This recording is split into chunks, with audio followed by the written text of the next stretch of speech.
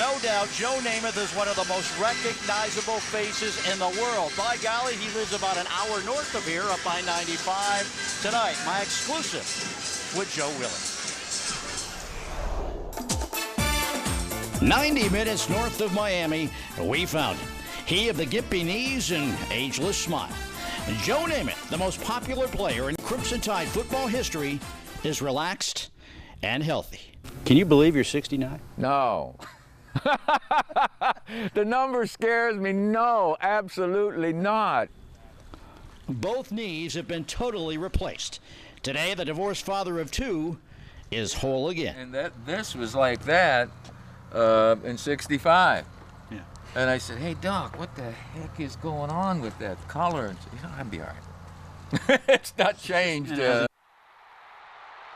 1964, the pride of Beaver Falls, Pennsylvania, led the Crimson Tide to a national championship, but not before he was suspended by Coach Bryant. He told me, he said, I'll get you in somewhere else if you want to go to another school, Joe. He said, I'll go ahead. We'll do that for you. I said, no, sir. No, man, I didn't want to leave. I didn't want to leave him or the university or my friends there. Of course not. Nearly 50 years after winning a championship at Alabama, Joe Namath hopes to see another as Alabama faces Notre Dame. From what you have seen of Coach Saban, how does he relate and or differ from Coach Bryant? He's shorter. No offense, Nick. I mean, you know, no, Napoleon wasn't a real tall guy either, you know. So 43 years ago, Joe Namath and the New York Jets shocked the NFL world, relishing in the role of underdog. For people out there, don't tell somebody they can't do it, or if you're told you can't, that ought to make you tougher, that ought to make you more determined to go ahead and respond to it, and hopefully excel and come out on top, whatever it is. Outside of football, you've been an underdog on a lot of fronts. You've had some demons, you've had some issues, and I guess that underdog role is what has kept you fighting, I would think. Oh, and fear too. I don't like to feel like something's controlling me.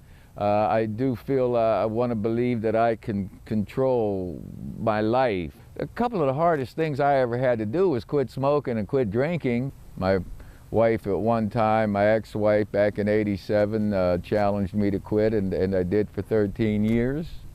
But I was a dry drunk. See, I didn't have an education. To this day, I thank the good Lord, and I'm just a clean, healthy guy and enjoying it. Is Joe Namath content? No, I wouldn't say content, because I know I need to keep growing. I know I need to keep productive. I've sat around before and said, what should I do next? I don't like that. I like to feel productive. I need to, you see. Otherwise, I'm spinning wheels, and it's not healthy. You know, I could talk to that man for hours, and we almost did. Doing well at the age of 69. He looks great. You recently put Namath as the #1 player in Crimson Tide history on our top 10, your dandy dozen, rather. You still believe that? He's #1? Yeah, I mean, you give me a lot of flack, and I told Namath that.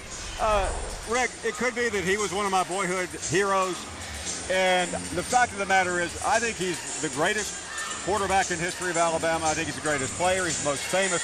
I will say this, though.